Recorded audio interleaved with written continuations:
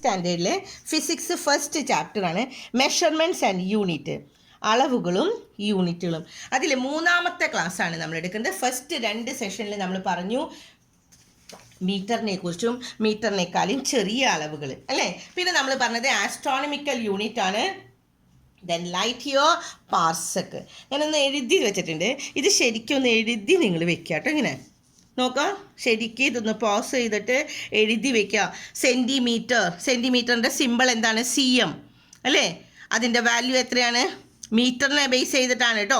മീറ്ററിനെ base ചെയ്യുമ്പോൾ നമ്മൾ കഴിഞ്ഞ പേജിൽ പഠിച്ചതാണ് 10⁻⁻2 എന്ന് പറഞ്ഞാൽ 1/10⁻2 എന്ന് വേണമെങ്കിൽ എഴുതാം. പക്ഷെ നിങ്ങളിത് പഠിച്ചാലും മതി.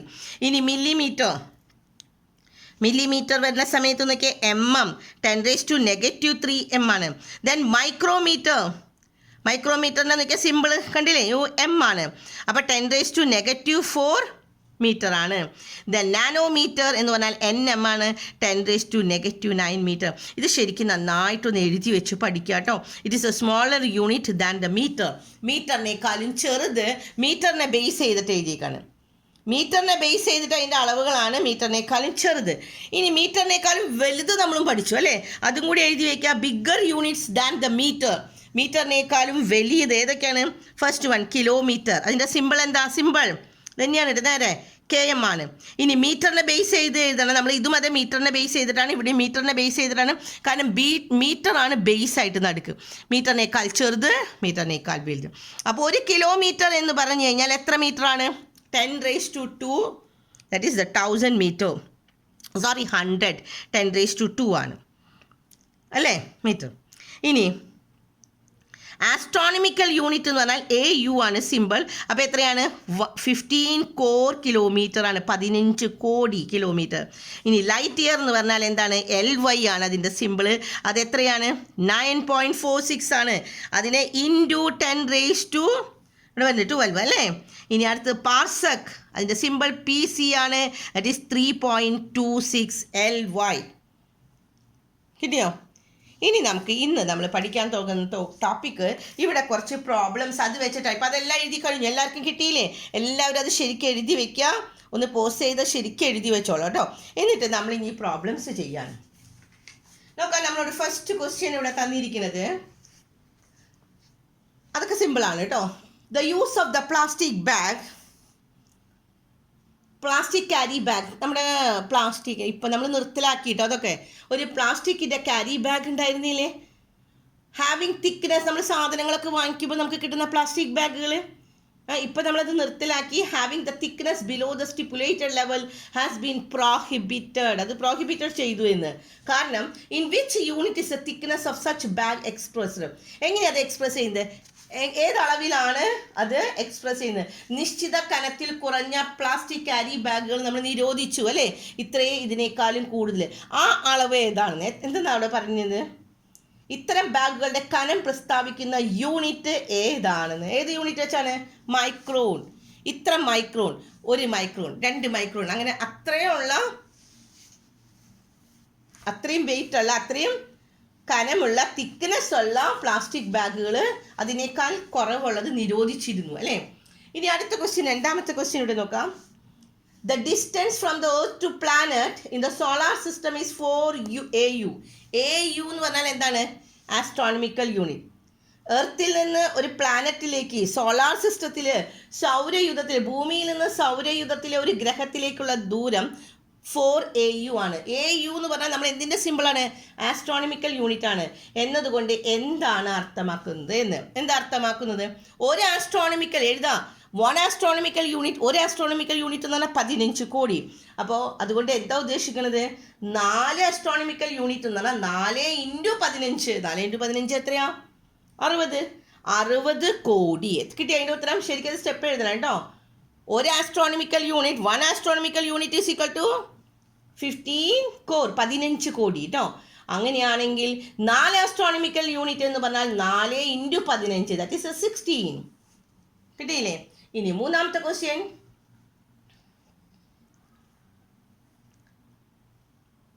Find out how many kilometres in 1 light year. ഒരു ലൈറ്റ് ഇയറിൽ എത്ര കിലോമീറ്റർ ഉണ്ട്. How many kilometre in 1 light year and write it in your science diary. നിങ്ങളുടെ സയൻസ് ഡയറിയിൽ ഒരു പ്രകാശവർഷം എന്ന് പറഞ്ഞാൽ എത്ര കിലോമീറ്റർ ആണ് എന്ന് നമ്മൾ എങ്ങനെയാണ് കണ്ടുപിടിക്കാൻ പറഞ്ഞത്? കഴിഞ്ഞ ദിവസം നമ്മൾ കഴിഞ്ഞ ക്ലാസ്സിൽ പറഞ്ഞതാണ് എത്രയാണെന്ന്. സെക്കൻഡിലാണ് കേട്ടോ. ഒരു സെക്കൻഡാണ് കാണുന്നത്. അപ്പോൾ ഒരു സെക്കൻഡ് എന്ന് പറയുമ്പോൾ നിങ്ങൾ എത്രയാണെന്ന് കാണണം. എങ്ങനെയാ? ഒരു വർഷത്തിൽ എത്ര ദിവസമുണ്ട്? 365 ദിവസം അല്ലേ? 365. അപ്പോൾ നിങ്ങൾ ചെയ്ത് നോക്കാം കേട്ടോ. അല്ലെങ്കിൽ വെറുതെ എഴുതിയാലും മതി, അത് ചെയ്യണമെന്നില്ല. ഇപ്പം അങ്ങനെ ക്വസ്റ്റ്യൻ ഒന്നും ചോദിക്കില്ല. പക്ഷെ ഒന്ന് മനസ്സിലാക്കി വെക്കുക. ഒരു വർഷം എന്ന് പറഞ്ഞാൽ 365 ഡേ. ഒരു ദിവസം എന്ന് പറഞ്ഞാൽ 24 അല്ലേ? 1 ഇയർ എന്ന് പറഞ്ഞാൽ 365, 365 ദിവസം. ഈ 365 ഇൻറ്റു എത്രയാ? 24 മണിക്കൂർ. ദാറ്റ് ഈസ് 24 കൊണ്ട് ഇൻറ്റു ചെയ്യാം. ആ 24 മണിക്കൂറിൽ എത്രയുണ്ട്? എത്ര മിനിറ്റ് ഉണ്ട്? 60 മിനിറ്റ്. അപ്പോൾ വീണ്ടും ഇൻറ്റു 60. അതിനെ ഇൻറ്റു സെക്കൻഡിലേക്ക് ആക്കണം. ഇൻറ്റു 60. കിട്ടിയോ? അതാണ് നമുക്ക് എന്ത് കാണുന്നത്? ഒരു പ്രകാശവർഷം എന്ന്. അപ്പോൾ നിങ്ങൾ അങ്ങനെ വെറുതെ എഴുതി വെച്ചാലും മതി കേട്ടോ. ഇൻറ്റു ചെയ്ത് നമുക്ക് എഴുതണമെന്നില്ല. അതിനെ ഇൻറ്റു നമ്മൾ എത്രയാണ് പറഞ്ഞത്? 9.46 കൊണ്ട് ഇൻറ്റു ചെയ്യണം. നേരത്തെ ഞാൻ കടലാസിൽ എഴുതി കാണിച്ചില്ലേ? ഒരു ലൈറ്റ് ഇയർ എന്ന് പറഞ്ഞാൽ 9.46 ആണ്. അപ്പോൾ എന്താ ചെയ്യേണ്ടത്? 9.46 എത്ര കൊണ്ട് ഇൻറ്റു ചെയ്യണം? ഇൻറ്റു ആദ്യം 365 കൊണ്ട്, 365 വീണ്ടും 24 ഇൻറ്റു 60 ഇൻറ്റു 60 സെക്കൻഡിലേക്ക് വരെ ആക്കണം കേട്ടോ. ഇനി അടുത്ത ക്വസ്റ്റ്യൻ ഇവിടെ നോക്കാം. Which is the convenient unit to express the distance from Earth to the star Thiruvathira? എർത്തിൽ നിന്ന് തിരുവാതിര എന്ന് പറയുന്നത്, ഭൂമിയിൽ നിന്ന് തിരുവാതിര നക്ഷത്രത്തിലേക്കുള്ള ദൂരം എത്ര യൂണിറ്റ് ആണ് എന്നെങ്ങനെയാണ് നമ്മൾ പ്രസ്താവിക്കുക? ഏതാണ് നമ്മൾ ഉപയോഗിക്കുക എന്ന്? ആസ്ട്രോണമിക്കൽ യൂണിറ്റ് ഉപയോഗിക്കും. 2 ഗ്രഹങ്ങൾ തമ്മിലുള്ള അകലം കാണാൻ നമുക്ക് എന്ത് ഉപയോഗിക്കാം? ആസ്ട്രോണമിക്കൽ യൂണിറ്റ് ഉപയോഗിക്കാം, അല്ലെങ്കിൽ ലൈറ്റ് ഇയർ ഉപയോഗിക്കാം, പ്രകാശവർഷം നമുക്ക് ഉപയോഗിക്കാമെന്ന്. കിട്ടിയില്ലേ? ഇനി നമുക്കിവിടെ പറയാനുള്ളത്, ഇവിടെ മെഷറിങ് ദ ഫസ്റ്റ് നമ്മൾ 2 കട്ടകൾ തമ്മിൽ സ്കെയിലിൻ്റെ 2 സ്കെയിൽ എടുക്കുക. ഒരു സ്കെയിലിൻ്റെ അവിടെ നിന്ന് ശരിക്ക് കട്ടകൾ അളന്നിരിക്കുക. നമ്മൾ നേരത്തെ ഞാൻ കാണിച്ചു തന്നതാണ് കേട്ടോ. നമുക്കിനി ഇവിടെ അടുത്ത ടോപ്പിക്കാണുള്ളത് മാസ്. മാസ് എന്ന് പറഞ്ഞ ടോപ്പിക് നമ്മൾ ആദ്യത്തെ ടോപ്പിക്ക് പഠിച്ചു, മീറ്റർ. പഠിച്ചില്ല എല്ലാവരും? Basic unit of the length ആണ്. ലെങ്ത് നമ്മൾ പഠിച്ചു. ലെങ്ത്തിൻ്റെ ബേസിക് യൂണിറ്റ് മീറ്റർ ആണെന്ന് പറഞ്ഞു. മീറ്ററിനേക്കാൾ ചെറുതും പഠിച്ചു, മീറ്ററിനേക്കാൾ വലിയ അളവുകളും പഠിച്ചു കഴിഞ്ഞു. ഇനി അടുത്ത അളവാണ് മാസിനെ കുറിച്ചാണ് നമ്മൾ പറയേണ്ടത്. നമ്മളൊരു കടയിൽ ഇങ്ങനത്തെ ക്ലാസ് കണ്ടിട്ടുണ്ടാവില്ലേ? ഇപ്പോൾ ഒന്നും ഉണ്ടാവില്ല കേട്ടോ. ഇപ്പോൾ കടകളിലൊന്നുമില്ല. അപ്പോൾ നിങ്ങൾ കാണാൻ വഴിയില്ല, പക്ഷെ പടത്തിൽ കാണാം. അല്ലെങ്കിൽ നിങ്ങൾ പഴയ വല്ല ഫോട്ടോസൊക്കെ കണ്ടിട്ടുണ്ടാകും. ഇങ്ങനെ 2 ഗ്ലാസ് അല്ലേ? ഈ ഗ്ലാസ്സിൽ ഇവിടെ അളക്കണത് എങ്ങനെയാണെന്ന് നോക്കിയാൽ ഇതിൽ എത്ര കിലോഗ്രാമിൻ്റെ കട്ടകൾ വെക്കും, ഇപ്പുറത്ത് സാധനങ്ങൾ വെക്കും. ഇങ്ങനെയാണ് നമ്മൾ അളക്കുന്നത് എന്ന്. It is done after placing. ഇതെങ്ങനെയാണ് ചെയ്യണതെന്ന് ഇവിടെ പറഞ്ഞിരിക്കുക. അത് പഠിക്കാനല്ല കേട്ടോ, ഒന്ന് മനസ്സിലാക്കിയാൽ മതി. It is done after placing a weight block of 1 pan. ഒരു പാനിൻ്റെ ഉള്ളിൽ ഒരു പാത്രത്തിൽ വെയിറ്റ് ബ്ലോക്ക് വെക്കും. എന്ന് വെച്ചാൽ 1 കിലോൻ്റെ 2 കിലോൻ്റെ അങ്ങനത്തെ വെയിറ്റുകൾ വെക്കും. And what is the purpose of placing the weight? എന്തിനാണ് ഈ വെയിറ്റ് വെക്കണേന്ന്? എന്തിനാണ് അവർ വെയിറ്റ് വെക്കുന്നത്? ഒരു തട്ടിൽ തൂക്ക് കട്ടി വെച്ചതിന് ശേഷമാണല്ലോ അവർ അളക്കുന്നത്. ഇപ്പം നമ്മൾ 1 കിലോ പഞ്ചസാര ചെന്ന് ചോദിക്കുകയാണെങ്കിൽ കടക്കാരൻ എന്ത് ചെയ്യും? 1 കിലോൻ്റെ കട്ട അവിടെ വെക്കിയെടുത്ത്, എന്നിട്ട് ഒരു കവറിൻ്റെ ഉള്ളിൽ പഞ്ചസാര എടുത്തിട്ട് വെയിറ്റ് വെക്കും. അപ്പോൾ എന്തിനു വേണ്ടിയാണ് ഈ തൂക്ക് കട്ട വെക്കുന്നത്? അതിന് ഈക്വൽ ആയിട്ടുള്ള വെയിറ്റ് കിട്ടാൻ വേണ്ടിയിട്ട് അല്ലേ? ഇനി രണ്ടാമത്തെ ചിത്രത്തിൽ 2 തട്ടുകളുടെയും അളവുകൾ എങ്ങനെയാണെന്ന് നോക്കിയേക്ക്. രണ്ടും സെയിം ആയി അല്ലേ? ഇവിടെ നമ്മൾ തൂക്ക് കട്ട വെച്ച് ഇവിടെ കവറിൽ ഇടാൻ തുടങ്ങണുള്ളൂ. ഇത് കുറവാണ്. ഇവിടെ വന്നപ്പോൾ നോക്കിയേ, ഈക്വൽ ആയില്ലേ? തുല്യ അളവിന് പഞ്ചസാര എടുക്കുന്നതിനാണ് അതിൽ ഇങ്ങനെ ചെയ്തത്. അപ്പോൾ നമുക്ക് പഠിക്കാനുള്ളത് ഇതാണ്. ഇത് വെറുതെ നമുക്കൊരു എക്സ്പെരിമെൻറ്റ് കാണിച്ചു തന്നതാണ് കേട്ടോ. ഇനി ഇവിടെയാണ് നമുക്ക് പഠിക്കാനുള്ളത്. എന്താണ് മെഷർമെൻറ്റ് പറഞ്ഞിരിക്കുന്നത്? മാസ് എന്താണെന്ന്. ഡെഫിനീഷൻ ശരിക്കും നന്നായിട്ട് പഠിക്കുക എല്ലാവരും കേട്ടോ. എന്താണ് മാസ് എന്ന് പറഞ്ഞു കഴിഞ്ഞാൽ? Mass of A substance is the measure of the quantity of the matter contain it. എന്താണ് മാസ് ഓഫ് എ സബ്സ്റ്റൻസ്? ഒരു വസ്തുവിൻ്റെ അടങ്ങിയിരിക്കുന്ന ദ്രവ്യത്തിൻ്റെ അളവിനെയാണ് അതിൻ്റെ മാസ് എന്ന് പറയുന്നത്. ഡെഫിനിഷൻ നന്നായിട്ട് പഠിക്കുക. ഒരു വസ്തുവിൽ അടങ്ങിയിരിക്കുന്ന ദ്രവ്യത്തിൻ്റെ അളവിനെ അതിൻ്റെ മാസ് എന്ന് പറയുന്നു എന്ന്. Mass of the substance is the measure of the quantity of the matter contain in it. അതിൽ ഉൾക്കൊള്ളുന്ന ആ വെള്ളത്തിൻ്റെ അതിൽ ഉൾക്കൊള്ളുന്ന ആ വസ്തുവിൻ്റെ അളവ്, ദ്രവ്യത്തിൻ്റെ മാറ്ററിൻ്റെ അളവിനെയാണ് നമ്മൾ എന്തെന്ന് പറയുന്നത് മാസ് എന്ന് പറയുന്നത്. ഇനി അതിൻ്റെ ബേസിക് യൂണിറ്റ് എന്താണ്? ഇപ്പം നമ്മൾ പറഞ്ഞു ലെങ്ത്തിൽ മീറ്ററാണ് ബേസിക് യൂണിറ്റ് അല്ലേ? അപ്പോൾ അതുപോലെ മാസിൻ്റെ ബേസിക് യൂണിറ്റ് എന്താണ്? കിലോഗ്രാം. കിട്ടിയോ? മാസിൻ്റെ basic unit, the basic unit of mass is kilogram. ഇനി അതിൻ്റെ simple is K G. Small letter ഉപയോഗിക്കുള്ളൂ കേട്ടോ എല്ലാം. മാസിൻ്റെ അടിസ്ഥാന യൂണിറ്റ് കിലോഗ്രാം ആണ്. അതിൻ്റെ പ്രതീകം എന്താണ്? K G. കിട്ടി? ലെങ്ത് എന്ന് പറയുന്ന അളവ് നമ്മൾ ആദ്യം പഠിച്ചു. ലെങ്ത്തിൻ്റെ ബേസിക് ആയിട്ടുള്ളത് മീറ്ററാണ്. അതിനേക്കാൾ ചെറുതുണ്ട്, അതിനേക്കാൾ വലുതുണ്ട്.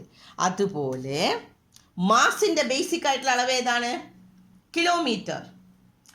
കിലോഗ്രാം. ലെങ്ത്തിൻ്റെ ആണ് കേട്ടോ മീറ്റർ. കിലോഗ്രാം വെയിറ്റ് എന്ന് പറയുമ്പോൾ നമ്മൾ കിലോഗ്രാം അല്ലേ പറയാം. കിലോഗ്രാമിനേക്കാൾ ചെറുതുണ്ട്, വലുതുണ്ട് അല്ലേ? In addition to the basic unit of kilogram we use other smaller as well as the bigger unit. അതിനേക്കാൾ ചെറുതും അതിനേക്കാൾ വലുതും നമ്മൾ ഉപയോഗിക്കും. എന്താണ് കിലോഗ്രാമിനേക്കാൾ ചെറുതുള്ളത്? മില്ലിഗ്രാം. കണ്ടോ? അതിനെന്താ കൊടുക്കാം? മില്ലിഗ്രാമിന് mg. ദെൻ ഗ്രാം, ഇത്ര ഗ്രാം, 100 ഗ്രാം 200 ഗ്രാം പറയില്ലേ നമ്മൾ, ജി. അതിന് ജിയാ കൊടുക്കുക. പിന്നെ ഇനി അതിനേക്കാൾ വലുത്, കിലോഗ്രാമിനേക്കാൾ വലുത് ക്വിൻ്റൽ. പിന്നെന്താണ്? ടണ്ണ് അല്ലേ നമ്മൾ പറയുന്നത്. അപ്പോൾ ഇത് നമുക്കിവിടെ ഇവിടെ താഴെ കൊടുത്തിരിക്കുന്നത് അത് ശരിക്കും നമ്മൾ പഠിക്കണം കേട്ടോ. നോക്കാം മലയാളം മീഡിയത്തിൻ്റെ മാസ് അളക്കുന്നതിൻ്റെ അടിസ്ഥാന യൂണിറ്റ് കിലോഗ്രാം ആണ്. ഇനി കിലോഗ്രാമിനേക്കാൾ ചെറുത് മില്ലിഗ്രാം, ഗ്രാം, പിന്നെ അതിനേക്കാൾ വലുത് ക്വിൻ്റൽ എന്നിവയെ കൊടുത്തിരിക്കുന്നത് താഴെ കൊടുത്തിരിക്കുന്നു. നോക്കാം ഇത് ശരിക്കും പഠിക്കുക. ഒരു മില്ലിഗ്രാം mg, 1 mg എന്ന് പറഞ്ഞാൽ 1/, എത്ര സീറോ ഉണ്ട് നോക്കിയേ, ഇവിടെ 6 സീറോ ഉണ്ട്. അതുകൊണ്ടാണ് 10⁶ കിലോഗ്രാം ആണ്.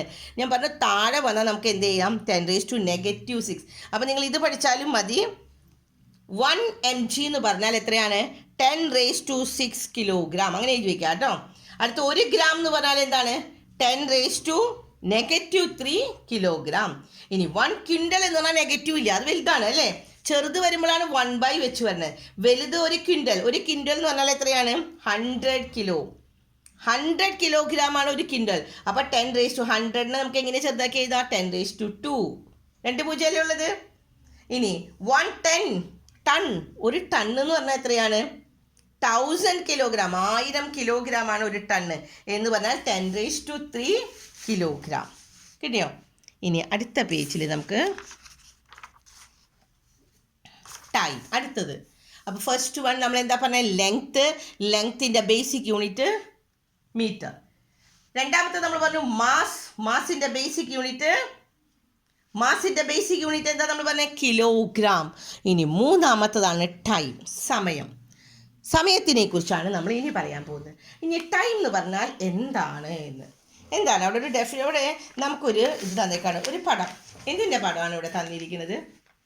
The given picture is a shadow cast by the flagpole of your school in the morning and noon and evening. ഒരു ഫ്ലാഗ് ഹോയിസ്റ്റ് ചെയ്തേക്കാണ്. അതിൻ്റെ നിഴലാണ് നിങ്ങളോട് നോക്കാം. ഇവിടെ കുറച്ച് ക്വസ്റ്റ്യൻസ് സിമ്പിളാണ്, അതൊന്നും ബൈഹാർട്ട് പഠിക്കാനല്ല, നമുക്ക് മനസ്സിലാക്കാവുന്ന എളുപ്പത്തിൽ മനസ്സിലാക്കാം. ഇവിടെ എന്താ ചോദിച്ചിരിക്കണമെന്ന് നോക്കി.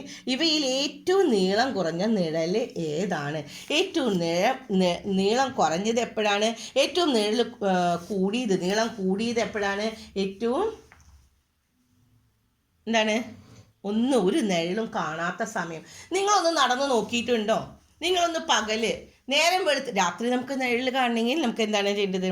സൂര്യൻ്റെ വെളിച്ചത്തിൽ നമ്മൾ നിഴൽ നോക്കാം. ആ നിഴൽ എപ്പോഴായിരിക്കും ഏറ്റവും കുറവ്, ഏറ്റവും കൂടുതൽ എപ്പോഴാണ് നോക്കാം.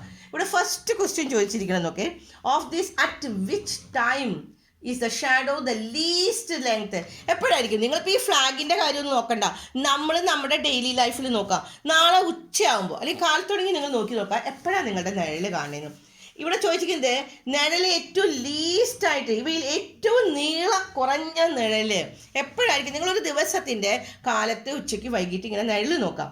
അതിൽ എപ്പോഴും ഏറ്റവും കുറവ്, ഏറ്റവും നീളം കുറവ് നിഴൽ എപ്പോഴും ഏതായിരിക്കും? അറ്റ് നൂൺ, ഉച്ചയ്ക്കായിരിക്കും. കാരണം എന്താ?